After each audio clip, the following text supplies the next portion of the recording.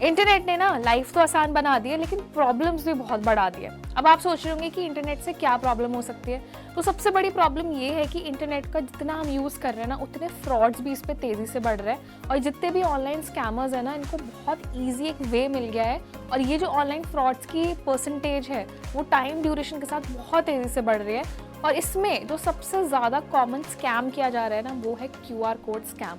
और इस time particularly India में इसके बहुत सारे नए केसेस सामने आ रहे हैं। तो सबसे पहले यही समझ लेते हैं कि क्यूआर कोड स्कैम क्या है और ये कैसे किया जा रहा है और इससे बचा कैसे जा सकता है।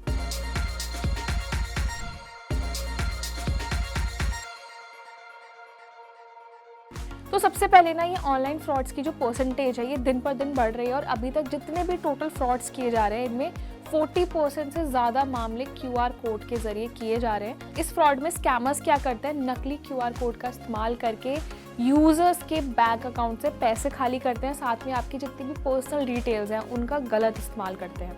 तो ऐसे में क्यूआर कोड को स्कैन करते वक्त ना, बहुत ज़्यादा आपको सावधान रहना होगा, वरना आप भी इस फ्रॉड में फंस सकते हैं।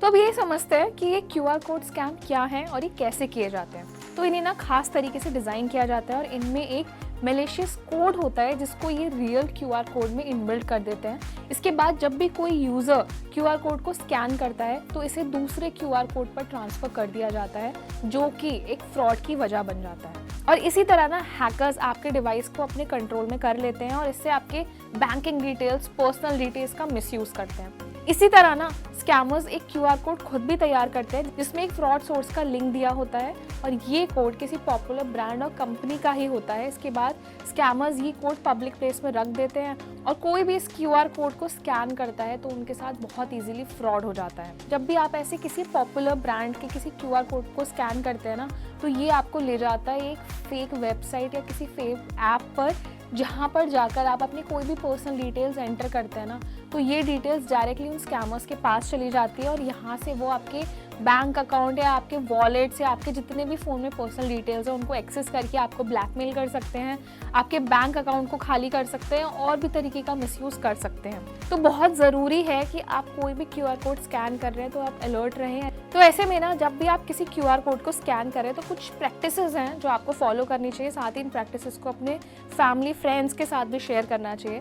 तो सबसे पहले, किसी भी क्यूआर कोड को स्कैन ना करें जो आपको पब्लिक प्लेसेस में दिखते हैं, या फिर कोई ऑथराइज स्कैनर्स पे ही जाकर स्कैन करें। तो दूसरी जो टिप है ना, ये भी बहुत यूजफुल टिप है कि जब भी आप किसी कोड को स्कैन करते हैं, तो उसके लिए किसी एक ऑफिशियल स्कैनर ऐप का ही यूज़ करें। किसी भी थर्ड पार्टी ऐप या अपने कैमरा के जरिए उसको स्कैन ना करें। इससे ना क्या होता है, आप किसी भी फेक वेबसाइट को या लिंक को जनरेट कर सकते हैं और वहाँ जाके आपके साथ फ्रॉड इजीली हो सकता है। और ये जितने भी ऐप्स हैं ना, इनको ऑफिशियल स्टोर से ही डाउनलोड करें, किसी वेबसाइट से या किसी और सोर्स से इन्हें डाउनलोड ना करें।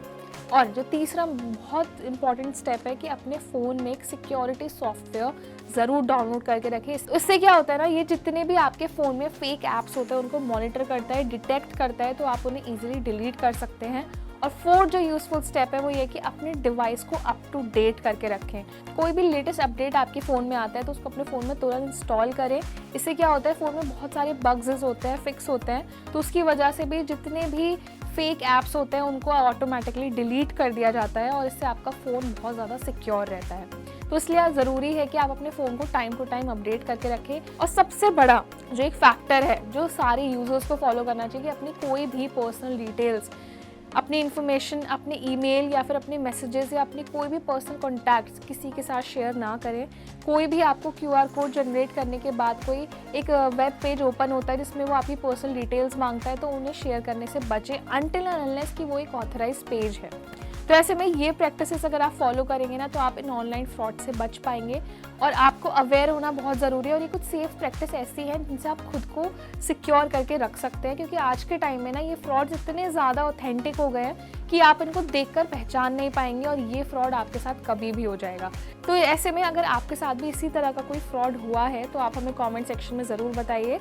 और अपने आसपास के लोगों को इसके बारे में अवेयर करने के लिए वीडियो उनके साथ ज़रूर शेयर कर दीजिए। और ये आपके लिए हेल्पफुल रहे तो उसे लाइक भी करिए और हमारे चैनल को सब्सक्राइब भी करिए।